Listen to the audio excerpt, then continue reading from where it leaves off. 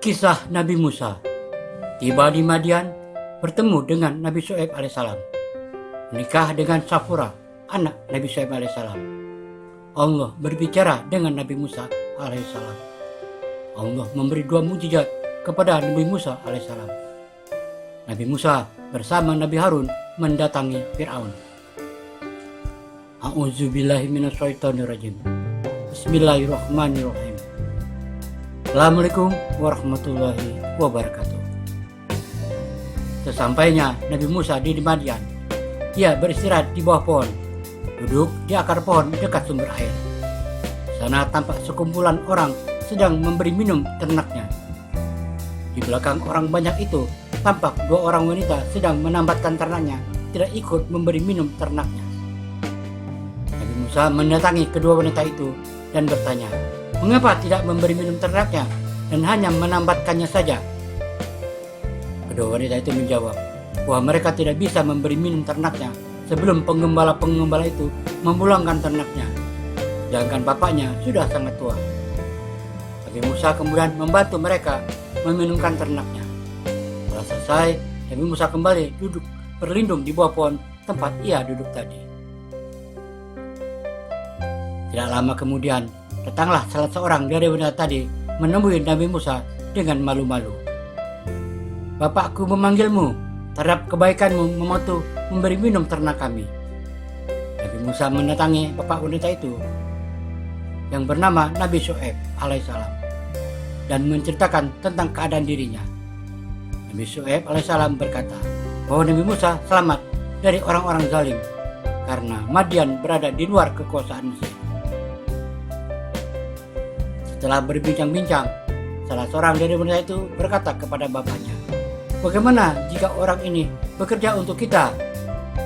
Orangnya baik, kuat, dan dapat dipercaya untuk membantu mengembala hewan ternak mereka." Nabi Syuaib menyetujui permintaan anaknya dan berkata kepada Nabi Musa alaihissalam, "Sesungguhnya aku bermaksud menikahkanmu dengan salah seorang anakku. Dengan mahar, kamu bekerja selama 8 tahun. Dan jika kamu sukarela, dapat dicukupkan 10 tahun. Jika tidak memberatimu, tidak mewajibkan menambah waktu kerja."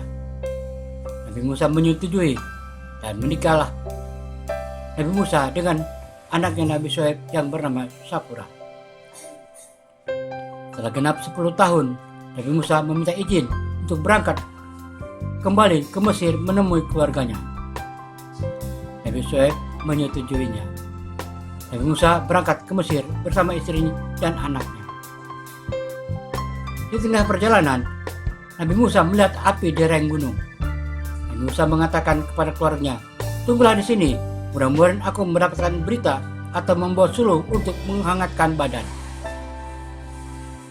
Ketika Nabi Musa sampai di tempat api itu, disuruhlah dia oleh Allah dari arah pinggir lembah yang diberkahi dari sebatang pohon kayu. "Ya Musa, sesungguhnya aku adalah Allah, Rabb semesta alam. Lemparkanlah tongkatmu." Maka Nabi Musa melemparkan tongkatnya. Nabi Musa melihat tongkatnya bergerak-gerak seolah-olah seekor ular yang gesit. Nabi Musa lari balik ke belakang tanpa menoleh. "Hai Musa, datanglah kepadaku dan janganlah kamu takut. Sesungguhnya kamu termasuk orang-orang yang aman. Masukkanlah tanganmu ke lehermu. Niscaya ia keluar berwarna putih, tidak bercacah, jernih, bukan karena penyakit. Dan dekaplah kedua tanganmu ke dadamu bila ketakutan." Maka yang demikian itu adalah 2 mukjizat dari Rabbmu yang akan kamu hadapkan kepada Fir'aun dan pembesar-pembesarnya. Sesungguhnya mereka adalah orang-orang yang fasik. Musa berkata, "Ya Rabbku, sesungguhnya aku telah membunuh seorang manusia dari golongan mereka, kaum Fir'aun. Maka aku takut mereka akan membunuhku. Dan lagi, saudaraku Harun, yang lebih fasih lidahnya daripada aku. Maka utuslah dia bersamaku sebagai pembantuku untuk membenarkan perkataanku. Sesungguhnya aku khawatir mereka akan mendustakanku." Allah berfirman, "Kami akan membantumu dengan saudaramu dan kami memberikan kepadamu berdua kekuasaan yang besar, maka mereka tidak dapat mencapaimu. Berangkatlah kamu berdua dengan membawa mujizat kami. Kamu berdua dan orang yang mengikuti kamulah yang menang.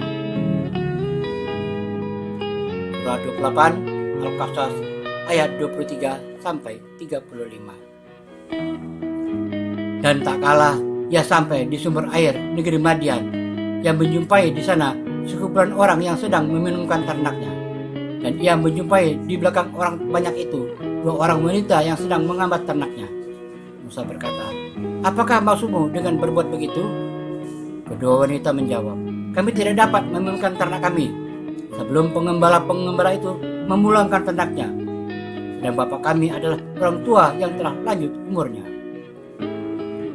Maka Musa memberi minum ternak itu untuk menolong keduanya.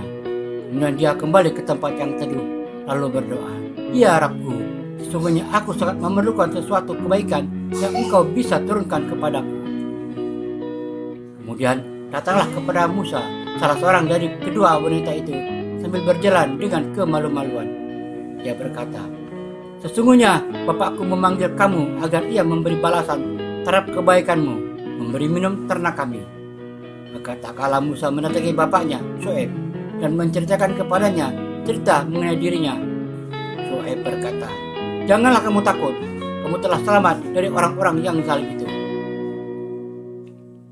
Salah seorang dari kedua wanita itu berkata, "Ya bapakku, ambillah ia sebagai orang yang bekerja kepada kita, karena sesungguhnya orang yang paling baik yang kamu ambil untuk bekerja pada kita ialah orang yang kuat lagi dapat dipercaya."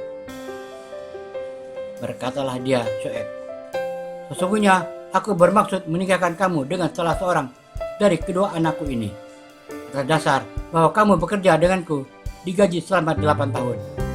Dan jika kamu cukupkan 10 tahun, maka itu adalah suatu kebaikan dari kamu. Maka aku tidak hendak memberati kamu, tidak mewajibkan menambahkan waktu kerja.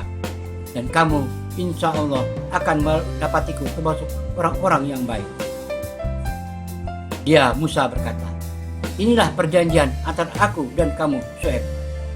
Mana saja dari kedua waktu yang ditentukan itu aku sempurnakan, maka tidak ada tuntutan tambahan atas diriku lagi. Dan Allah adalah saksi atas apa yang kita ucapkan." Maka tak kala Musa telah menyelesaikan waktu yang ditentukan, dan dia berangkat dengan keluarganya. Dilihatnya api di lereng gunung. Dia berkata kepada keluarganya, "Tunggulah di sini. Sesungguhnya aku melihat api. Mudah-mudahan aku dapat membawa sesuatu berita kepadamu dari tempat api itu, atau membawa sesuruh api agar kamu dapat menghangatkan badan." Maka tak kala Musa sampai di tempat api itu, disuruhlah dia oleh Allah dari arah pinggir lembah yang diberkahi, dari sebatang pohon kayu, yaitu, "Ya Musa, sesungguhnya aku adalah Allah, Rabb semesta alam. Dan lemparkanlah tongkatmu." Kala tongkat itu menjadi ular, dan Musa melihatnya bergerak-gerak seolah-olah dia seekor ular yang gesit. Larilah ia berbalik ke belakang tanpa menoleh. Dan Musa disuruhkan, "Hai Musa, datanglah kepadaku, dan janganlah kamu takut. Sesungguhnya kamu termasuk orang-orang yang aman. Masukkanlah tanganmu ke leher bajumu." Niscaya ia keluar berwarna putih, tidak bercacat, jernih, bukan karena penyakit. Dan dekapkanlah kedua tanganmu ke dadamu bila ketakutan. Maka yang demikian itu adalah 2 mujizat dari Rabbmu yang akan kamu hadapkan kepada Fir'aun dan pembesar-pembesarnya. Sesungguhnya mereka adalah orang-orang yang fasik. Musa berkata, "Ya Rabbku, sesungguhnya aku telah membunuh seorang manusia dari golongan mereka, kaum Fir'aun. Maka aku takut mereka akan membunuhku. Dan lagi, saudaraku Harun dia lebih fasih lidahnya daripada aku. Maka utuslah dia bersamaku sebagai pembantuku untuk membenarkan perkataanku. Sesungguhnya aku khawatir mereka akan mendustakanku." Allah berfirman, "Kami akan membantumu dengan saudaramu, dan kami memberikan kepadamu berdua kekuasaan yang besar. Maka mereka tidak dapat mencapaimu. Berangkatlah kamu berdua dengan membawa mujizat kami. Kamu berdua dan orang yang mengikuti kamulah yang menang." Demikianlah kisah Nabi Musa berangkat ke Mesir dan menceritakan tentang tugasnya berdakwah kepada Fir'aun dengan didampingi saudaranya Nabi Harun alaihissalam. Semoga bermanfaat.